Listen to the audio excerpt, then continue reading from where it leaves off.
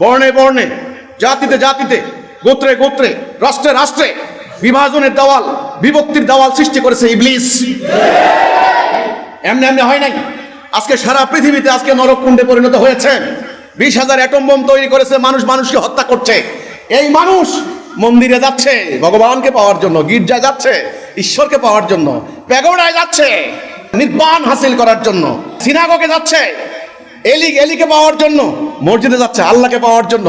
আমি বলতে চাই, মানুষকে বিনাশ করে দিয়ে তোমরা আল্লাহ, ভগবান, এলি, গড, ঈশ্বর কাউকে পাবে না। এটা অন্যদের প্রতি কথা। এবার আমার দুর্ভাগা হতভাগা মুসলমান জাতি, আসেন, আমি এখানে আসতেছি। বাবা আদম, মা হাওয়া দুনিয়াতে চলে আসলেন। দুনিয়াতে তারা আর কেউ নাই। ধরেন তাদের প্রথম বাচ্চা হলো, চললো হাবিল কাবিলের কাহিনী জানেন তো, খুনাখুনি হলো। এই খুনটা কি আল্লাহর নির্দেশ নাকি ইবলিসের প্ররোচনা? ইবলিসের প্ররোচনা। এই ইবলিস করবে খুনাখুনি। এখন আদম সন্তানের মধ্যে যেন খুনাখুনি না হয়, মারামারি না হয়, যুদ্ধ না হয়, কেউ হাজার হাজার কোটি টাকার মালিক আর কেউ না খেয়ে মারা যাচ্ছে, এমন অবিচার যেন না হয়, সেজন্য আল্লাহ রাব্বুল আলামিন কি দিলেন? পথ দিলেন। কি দিলেন? পথ। এ আল্লাহ দেওয়া পথের নাম হেদায়াত। আল্লাহ দেওয়া পথের নাম কি? হেদায়াত। আমরা সূরা ফাতিহার মধ্যে পড়ি না, ইহদিনাস সিরাতাল মুস্তাকিম? সূরা বাকারার প্রথমে আছে হুদাল লিল মুত্তাকিন, মুত্তাকিদের জন্য হেদায়াত। এই যে হেদায়াত, হেদায়াত মানে কি? সঠিক পথ। দুনিয়াতে পথ কয়টা হবে বলেন তো দেখি? এ আমার দুই হাতের নাম কি? ডাইন বাম। এটার মর্যাদা অনেক বেশি, এটার মর্যাদা কম, এরকম নাকি? No no no. এই যে মান্নান ভাই করতেছে, ঘটনা হচ্ছে এটা একটা রূপক অর্থ। সারা জীবন যেন আপনি মনে রাখেন, আপনার সামনে কিন্তু দুইটা রাস্তা, ডাইন বাম, সত্য মিথ্যা, ন্যায় ন্যায়, আল্লাহর হুকুম, ইবলিসের হুকুম। এই দলের নাম মোমেন, এই দলের নাম কাফের। এই রাস্তার শেষ মাথা জান্নাত, এই রাস্তার শেষ মাথা জাহান্নাম। আপনি মধ্যখানে, আসলে আপনি মধ্যখানে, আমরা আপনার মধ্যখানে। এখন আপনি কি এদিকে যাবেন নাকি এদিকে যাবেন, এটা আপনার ব্যাপার। এটা দায়ী করা হবে আপনাকে।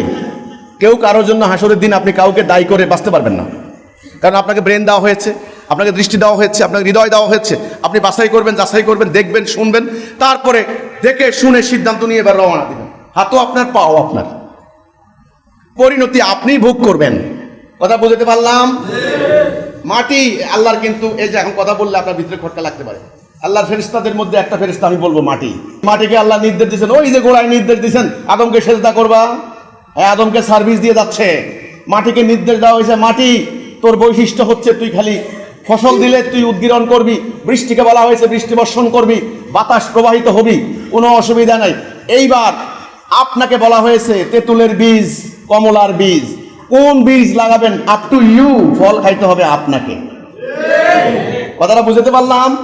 মাটি কিন্তু তার সার্ভিস দিয়ে যাবে, বাতাস তার সার্ভিস দিয়ে যাবে, আগুন তার সার্ভিস দিয়ে যাবে, সূর্য তার ইজা শামসুন কুব্বিরাত, কোরআনের আয়াত, সূর্য নিষ্প্রভ হয়ে যাবে আপনাকে সার্ভিস দিতে দিতে, মোমবাতির আলো জ্বলতে জ্বলতে শেষ হয়ে যাবে। আপনি কার খেলাফত করেন সেটা আল্লাহ দেখতে চান। কথা পরিষ্কার? আলো, বাতাস, পানি, অক্সিজেন, হাইড্রোজেন, নাইট্রোজেন, চন্দ্র, সূর্য, গ্রহ, নক্ষত্র, বৃক্ষরাজি, তরুলতা, পর্বতমালা, সমস্ত কিছু প্রতিনিয়ত আপনাকে সার্ভিস দিয়ে যাচ্ছে। আপনি কে?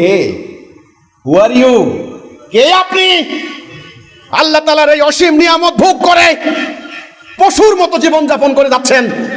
এই কথাটা মনে করিয়ে দেওয়ার জন্যই আমাদের আগমন।